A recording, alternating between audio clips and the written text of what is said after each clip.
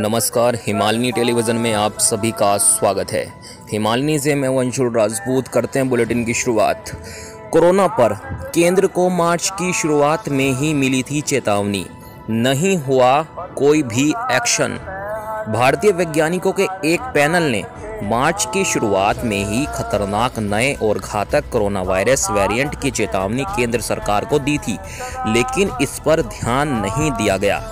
British media संस्थान the guardian ने समाचार एजेंसी रॉयटर्स के हवाले से यह रिपोर्ट दी है।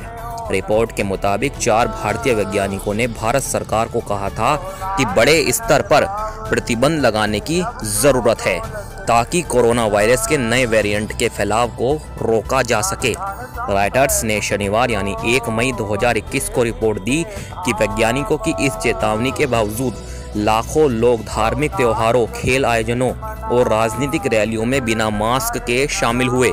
इसके अलावा कृषि कानून के खिलाफ हजारों किसानों का विरोध प्रदर्शन भी जारी रहा। दुनिया के दूसरे सबसे ज्यादा आबादी वाले देश में इस साल कोरोना का संक्रमण पिछले साल की तुलना में ज्यादा तेजी से फैला। देश में कोरोना की यह बुरी स्थिति ब्रिटेन के वेरिएंट और भारत में इसके बाद बने 2 नए म्यूटेंट वेरिएंट्स की वजह से बनी। आगे बताते चलें आपको, 30 अप्रैल को भारत में एक दिन में कोरोना वायरस के 4,01,993 नए केस आए। ये दुनिया में एक रिकॉर्ड है। इसके अलावा 24 घंटे में कोरोना वायरस के नए वेरिएंट की वजह से 3,523 लोगों की मौत भी हो गई। इस बीच खबर आई कि गुजरात के भरूच के एक अस्पताल में कोविड वार्ड में आग लगी। इसमें 18 मरीजों की मौत हो गई। पीएम मोदी के साल 2014 में पद संभालने के बाद यह देश का सबसे बड़ा संकट है। कोरोना वायरस को संभालने में फेल रहने को लेकर केंद्र और राज्य सरकारों के खिलाफ जनता आवाज उठा रही है। अस्पतालों में बेड नहीं है, मरीजों के लिए ऑक्सीजन की कमी है, शमशान घाटों, शवदाहगृहों और कब्रिस्तानों में शवों के अंतिम संस्कार के लिए जगह नहीं बची है। उत्तर भारत के एक रिसर्च सेंटर के डायरेक्टर के नाम ने प्रकाशित करने की शर्त पर बताया कि मार्च के शुरुआत में नए वेरिएंट के बारे में भारत जेनेटिक कंसोर्टियम ने चेतावनी दी थी। ये चेतावनी भारत सरकार के उच्च अधिकारियों को भेजी गई थी, जो सीधे पीएम को रिपोर्ट करते हैं।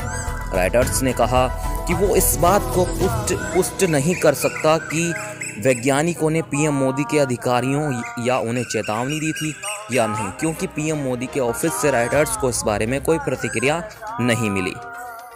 आपको बताते चलें, यह साइंटिफिक एडवाइजर्स का एक फोरम है जो कोरोना वायरस के जीनोमिक वेरिएंट्स के खतरे के बारे में बताता है। देश की 10 बड़े प्रयोगशालाओं को एक साथ लेकर आया ताकि कोरोना वायरस के वेरिएंट्स की स्टडी की जा सके, उसकी वैधता और इलाज संबंधी जानकारियां सरकार को दे सके ताकि वेरिएंट के मुताबिक सरकार नीतियां तय कर सके।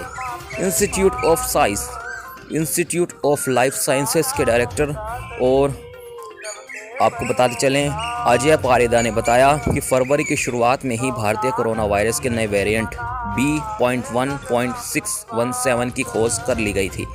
इस वेरिएंट के बारे में स्वास्थ्य मंत्रालय के अधीन आने वाले national centre for disease control NCDC को 10 मार्च को बताया गया था। 10 मार्च के आसपास एक मीडिया ड्राफ्ट तैयार किया था, जिसकी कॉपी राइटर्स ने देखी है। इस ड्राफ्ट में बताया गया कि भारतीय वेरिएंट B.1.617 ने 2 नए म्यूटेंट वेरिएंट्स बना लिए हैं। ये शरीर की कोशिकाओं में आसानी से चिपक कर लोगों को ज़्यादा तेज़ी से संक्रमित कर रहे हैं।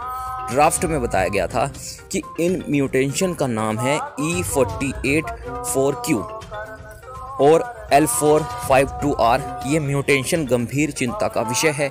वैज्ञानिकों ने चेतावनी दी थी कि दोनों म्यूटेंट वायरस काफ़ी आसानी से लोगों के शरीर में एंट्री कर रहे हैं। ये इंसान के प्रतिरोधक क्षमता यानी इम्यून सिस्टम को बुरी तरह से प्रभावित कर रहे हैं। लेकिन स्वास्थ्य मंत्रालय ने जानकारी करीब 2 हफ्ते बाद 24 मार्च को सार्वजनिक की। मंत्रालय के मीडिया स्टेटमेंट में गंभीर चिंता शब्द को शामिल नहीं किया गया था। स्वास्थ्य मंत्रालय द्वारा जारी स्टेटमेंट में सिर्फ यह कहा गया था कि दोनों म्यूटेंट वेरिएंट ज़्यादा दिक्कत कर सकते हैं, इसलिए ज़्यादा टेस्टिंग और क्वारंटाइन के नियमों को और बढ़ाया गया। आपको आगे बताते चलें, ज़मील ने पूछा गया जमील ने पूछा गया कि नए वेरिएंट की चेतावनी और स्टडी रिपोर्ट पर सरकार ने क्यों सख्त कदम नहीं उठाए। इस पर शाहिद जमील ने कहा कि मैं इस बात से खुद हैरान था कि क्यों अथॉरिटीज़ इस बात पर ध्यान नहीं दे रही है। शाहिद ने कहा कि बतौर वैज्ञानिक हमारा काम था नए वेरिएंट्स के बारे में रिपोर्ट देना, इसके सबूत देना, हमने वो किया, लेकिन नीतियाँ बनाना, सख्त कदम उठाना, लॉकडाउन या रेस्ट्रिक्शन लगाने का फैसला सरकार को लेना था। ये उनका काम है। मुझे ये पता है कि मेरे अधिकार की सीमा कहाँ तक है।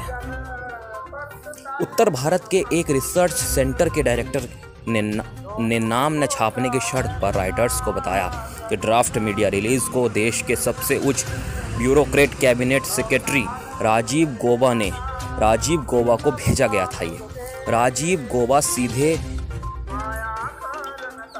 आपको बताते चलें, राजीव गौबा सीधे प्रधानमंत्री नरेंद्र मोदी को रिपोर्ट करते हैं, लेकिन जब इस बारे में राजीव गौबा से प्रतिक्रिया लेने का प्रयास किया गया तब उन्होंने राइटर्स को कोई जवाब नहीं दिया।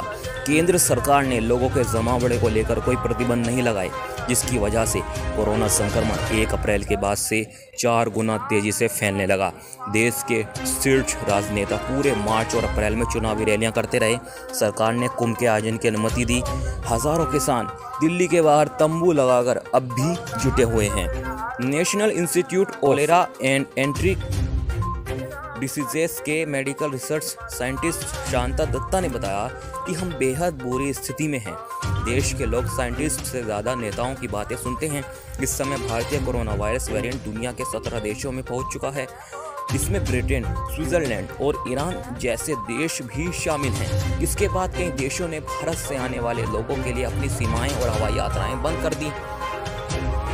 दर्शकों, आपको बता दें कि कोरोना पर केंद्र को मार्च की शुरुआत में ही मिली थी चेतावनी, नहीं हुआ कोई भी एक्शन। आगे भी आपसे खबरों का सिलसिला जारी रहेगा।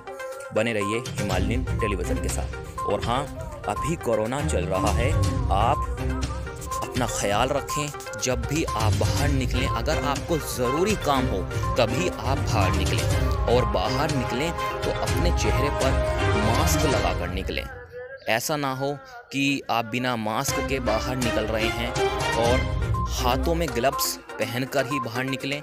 मास्क लगा हो और सोशल डिस्टेंसिंग का पालन करें। हर वक्त अपने साथ सैनिटाइज़र रखें और